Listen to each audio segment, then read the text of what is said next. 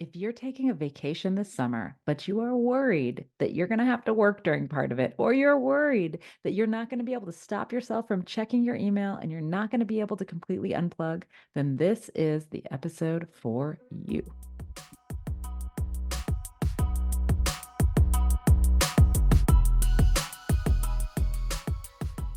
Welcome to the Do More, Stress Less podcast. I'm your host, Alexis Hasselberger, a time management and productivity coach. In every episode, I give you actionable, practical tips to help you learn to use your time in a way that feels good to you every day. No more hustling, scrambling, or struggling to keep your head above water. So let's dive in, and soon enough, you'll be doing more and stressing less.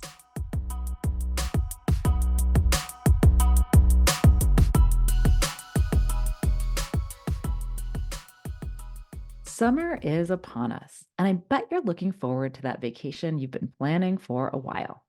Maybe you're going to the beach, maybe you're visiting family, maybe you're even taking that big international trip that you've been planning for years. Or maybe you're looking forward to a very relaxing staycation. But whatever you're planning to do on PTO, I bet there's one thing you don't want to do, and that's to be thinking about work. Or worse, actually doing work on your vacation. And here's the good news. I've got a few tried and true tips for you about how to avoid doing work or thinking about work on your next vacation. Now, how do I know that these strategies will work? Well, I've been in the workforce for 20 plus years, and I've been using these strategies for just as long. But also, you don't have to take my word for it. Last week, I met with one of my clients, and she said, "Oh my God, I just used all your vacation strategies, and this is the least stressed that I have ever been heading into a vacation and returning from it." So, without further ado, what can you do to set yourself up for a truly work free vacation? Well, I'm here to tell you.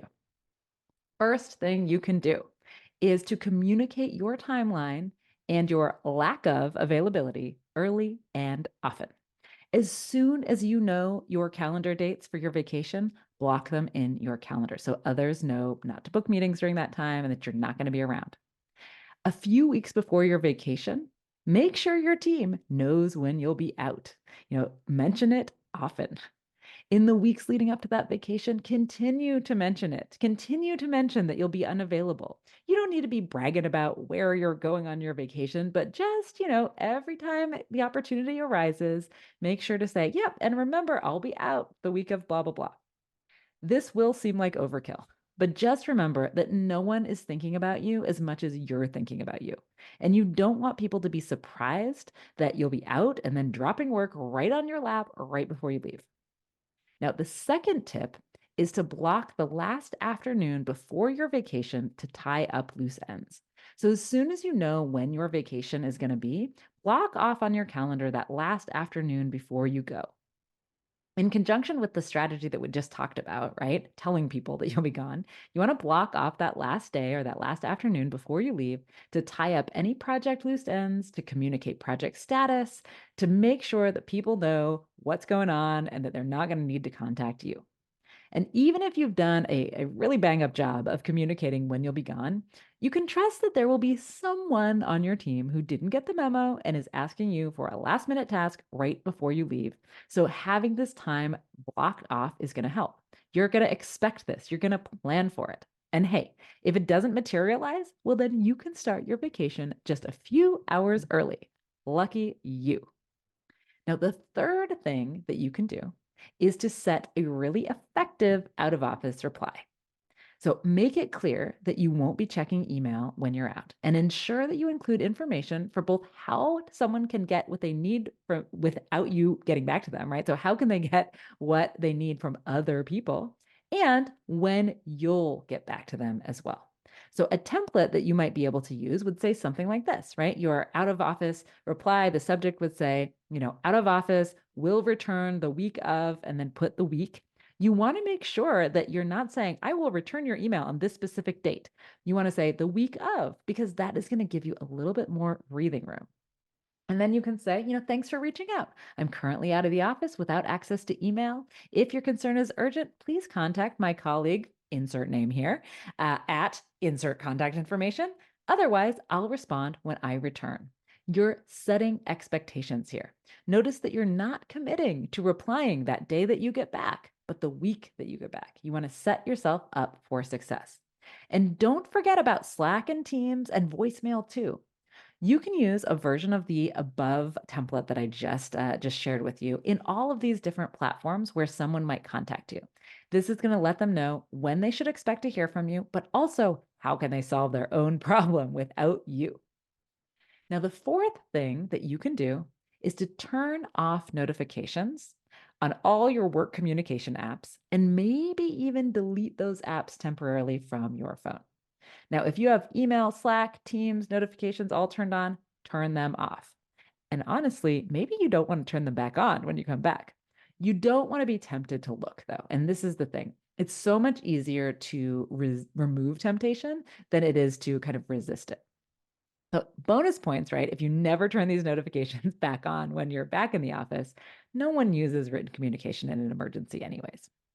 Now, if you think that you're going to have trouble avoiding looking, even if you don't have any notifications, but if you think you're going to have trouble avoiding email, Slack, Teams, etc., even with those notifications off, then you may want to consider temporarily deleting those apps from your phone during your vacation to just give yourself that extra friction to make it that much harder to check. And then lastly, this one might be the most important because it's how do you come back into the office and it feels smooth and it doesn't feel like you shouldn't have gone on that vacation in the first place because there's so much work left.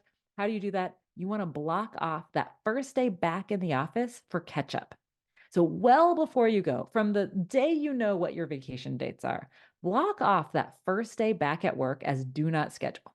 Or if your day is full of meetings already because you have recurring meetings on whatever day that is, then block off several hours in that first week back wherever you can, as early as you can. What you're going to do is use this time to get back on track. Now, if you are an inbox zero-ish person, you're going to get back to inbox zero. If you're not an inbox zero-ish person, then you're just going to get through the email that was in your inbox and your Slack messages from the time that you were gone. You're going to catch up on what you missed. You're going to get any new work into your task list, get things reprioritized in there. And trust me, this will feel so much better than trying to dig yourself out for weeks, which is usually what we do, right? You can think about this as short-term pain versus long-term pain. Will it be painful to spend several hours or even a day in your inbox, in your task list, just getting things back in shape? Yes. Yeah, I'm not going to lie. Will it be infinitely better than trying to dig yourself out for weeks, worrying that you're missing things, and always feeling like you got a bunch of stuff holding over your head? Yes, this will feel so much better. So, what I miss? Let me know. Is there anything that you do that makes you have really successful unplugged vacations? Tell me about it. But I hope that these tools will help you to be able to have a truly unplugged summer vacation this summer.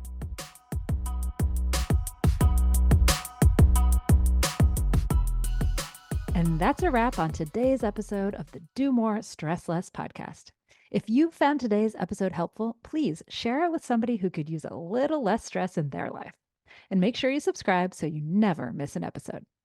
And if you're excited to take action or you need a little extra support, check out the free resources available on my website or schedule a free consultation call with me. You can do both of these at alexishasselberger.com. See you next time.